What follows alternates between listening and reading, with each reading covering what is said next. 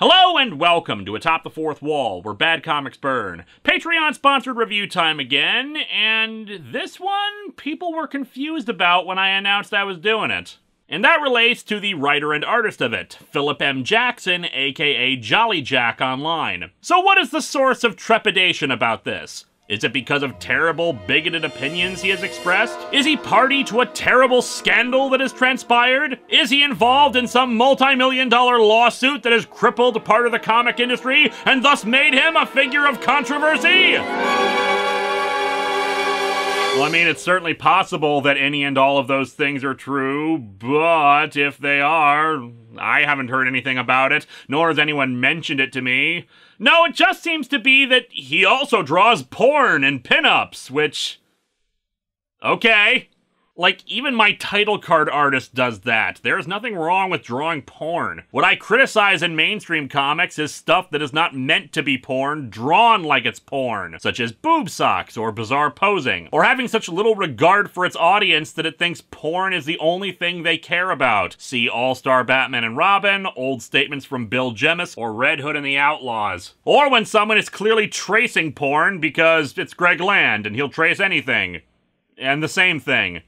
Over and over. But no, Jolly Jack has done plenty of non-porn stuff like his webcomic, or indeed the subject of today's review, the first issue of a miniseries he made about a superheroine. In fact, my only irritation here is that I didn't realize that the book is not yet complete, with it being a 7-issue miniseries, and issue 6 was released back in 2016, with no indication of when the final issue is coming. The issues have had a very uneven release schedule, sometimes only once a year from what I can tell. I don't like covering something that's incomplete. However, I'm a little more forgiving of this from an indie creator self-publishing a book while also doing other projects than something that's supposed to be professionally released every month. Little Victory, according to behind-the-scenes info in the back of the book, began as a pitch for a video game called Power Trip, which would involve superheroes. It was rejected, and later, during the 2009 recession, he went back to the concepts in it to try to make it a comic instead. So let's dig into Little Victory, Chimera, #1, and see if it's worth the wait.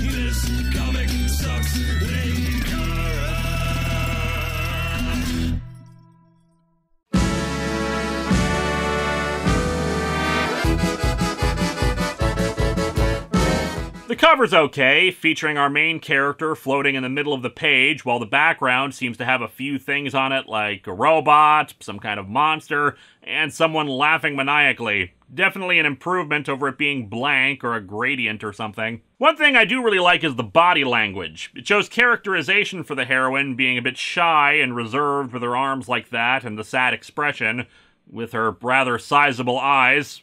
Like, that is half her face right there. Behold the inspiration for Alita Battle Angel. Tell you something else that isn't little, her legs. Like, her torso is just as wide as one of her thighs. For someone who can fly, this girl clearly has legs made for kickboxing. We open with a kid and his mom stuck in traffic in California. I spy with my little eye something beginning with S. Essential Everyday, the store brand food supplier for Cub grocery stores. The kid is distracted, though, by our heroine floating near the road sign and taking a very long, considerate look at the letter S in Sacramento. Then again, she seems to be holding a thermos, so maybe she just hasn't had her coffee this morning. Anyway, she flies off to San Francisco, where a bunch of military personnel are tracking her with missiles aimed at the air. Visual acquired. She's heading straight for Hawkins Tower. That coffee will soon be ours. However, once she actually arrives, it turns out there's a massive welcome event ready for her, much to her shock. After a moment of hesitation, she lands and addresses the crowd. Those that can see her anyway, since she's so short that the microphones on the podium block her. It doesn't help that she's so nervous she almost announces her real name to the crowd, but manages to get out just that her name is Victory Girl, and that she plans to deal with the local supervillains who have been operating on the West Coast. Some of said supervillains, with a giant mech robot and a pinball machine, are watching the broadcast in a warehouse in LA, commenting that her appearance is going to be bad. She's not some rich kid with too much time on her hands and a costume store loyalty card. Ah, yes, costume store kid. They may not have been effective, but damn if they didn't know how to accessorize. However, one of the members of this little crew, referred to as the Port Dogs with a Z instead of an S, because poor literacy is cool, says they refuse to run from some Euro chick in a yellow bathing suit. Is Victory Girl British? Because I got in trouble last week for giving Sam from Tomb Raider a British accent when she's American, and I don't want to repeat that. Beneath San Diego, another supervillain, a massive tentacle monster with an army of similar-looking followers, slaps his TV after watching the broadcast as well. How dare she! How dare! Wearing white after Labor Day? Even I have standards! Cedros will not bow before a child. Cedros is a god, is he not? Oh yeah? Then is Cedros going to pay for that TV he just broke? In Oakland, yet another supervillain is watching. Some kind of lizard guy in a Hawaiian shirt named Grazier partnered with some other dude whose face remains hidden. They wonder if they should preemptively assassinate her, but face-hidden guy wants to see what she can do first, since they don't know the full range of her abilities. Hire a contractor. Test the new hero's limits. I know just the person, boss. And that's even a write-off on our taxes. Organized evil is fun. Victory Girl meets with Simon Glaves and Agent Naylor, both of whom work for the Department of Homeland Security. Glaves is nice enough, but Naylor is a bit standoffish, which is not great when she's meant to act as her liaison to the authorities. Superheroes like Victory Girl are evidently classified as GSIs, or Geneva-sanctioned independents, that work on an international level, trained at the Siegel-Schuster Institute, as opposed to those being trained at the rival school of Kirby Lee University. Minor note, obviously it's a tip of the hat to Jerry Siegel and Joe Shuster, Superman's creators, but unfortunately Siegel has been misspelled as Sagel. Whoops. Anyway, Naylor basically gives exposition at a mile a minute. The building they're in, called the Hawkins Tower, is technically international territory and was built for the previous hero of San Francisco, Gallant Knight. It's got a lot of nifty facilities, as well as FBI and DHS offices in the lower levels. Technically, they are your guests, here to assist in any of your investigations. As your guests, they will overstay their welcome and critique every aspect of the cleanliness of this facility while telling boring anecdotes that have no end. She's given a PDA that will sound an alert if there's a major crisis detected in the area, as well as an apartment that's 5 stories tall in the tower. It's pretty clear Naylor either has no respect for her whatsoever, or just contempt for her as a superhero, given a remark she makes about the previous administrations being responsible for being so impressive with the living accommodations of the tower. However, before that can be explored, an alert goes off and Victory Girl has to fly to it. It's the Port Dogs wrecking up a busy street in the middle of Los Angeles in their mechs. They even toss a car over the side of a highway,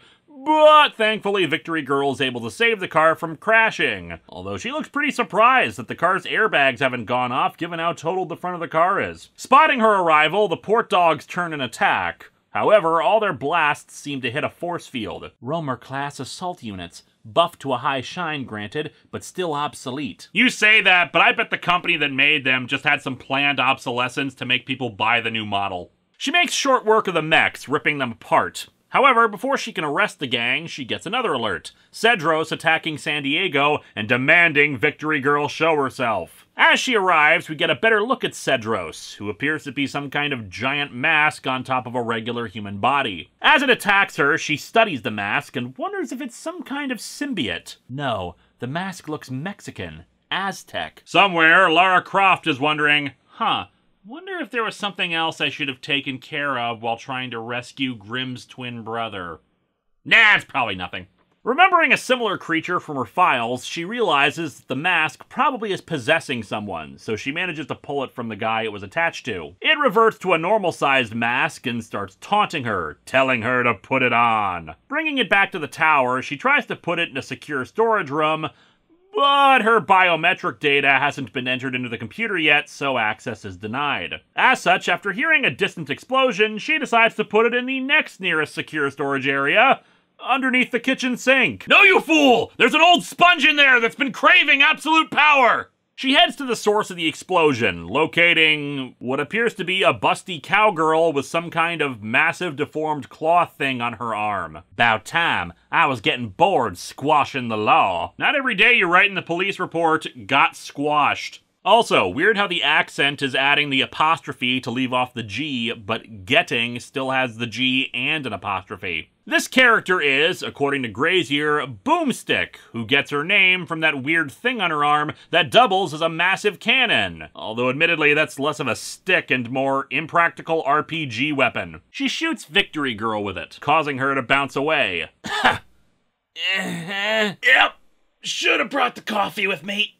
And just to make sure she stays down, Boomstick grabs a car and smashes it down on her. However, with an almost confused look on her face, Victory Girl splits the car apart. And I'd be confused too. With that hair, I'm pretty sure she's going Super Saiyan. She shoots out a massive beam of energy from her body? I'm not sure exactly. And Boomstick is down for the count. Grazier and the other dude are suitably impressed and worried about her, thinking they'll have to keep her distracted lest she cause them trouble. Victory Girl, in the meantime, returns to the tower late at night. And of course, since she's been fighting villains all day, she hasn't had a chance to get any food for her kitchen. The building is empty since all the staff have gone home and the vending machine won't accept Swiss money. Hell, even her thermos has gone cold at this point and she needs to use her powers to reheat it. And so our comic ends with her calling a doctor at the Sagel-Schuster Institute, and sadly getting voicemail, and she confesses in tears that she's safe and sound, but rather lonely. Well, then just go talk with the mask under your sink. It's probably lonely too. This comic is good. Yeah, despite a few nitpicky things here and there, the story is good, and you really feel for this poor, shy superheroine who just got this gig and is clearly overwhelmed not only by the amount of things thrust upon her, but also by the end, the discomfort she has at being alone in a strange new place and nobody around. I can totally relate to the weird feelings of just moving into a new home and how strange it tends to feel when you're all alone in the dark there. Mind you, I probably would have ordered a pizza at that point, though I suppose the money from Switzerland would have put a damper on that. The art is stylized to be cartoony in the character designs, but the action is solid and the design's unique. Victory Girl has some expression problems here and there, where her sad face is not that much different from a kind of dull surprise for one or two moments, but that doesn't really matter. The body language is very clear, though, which adds character. If I had any complaints, I feel Jolly Jack falls back a bit too much on stereotypically sexy designs for any women aside from Victory Girl. Busty, full lips, tight clothes, but it's not that distracting, and it's not like it's drawn like porn. It's just design elements he tends to use quite a bit. Overall, it's a good first issue in my opinion. Next time, we're away from Patreon-sponsored episodes for a bit, as we return to the roots of this show in its text review days, with the 0th issue of Youngblood.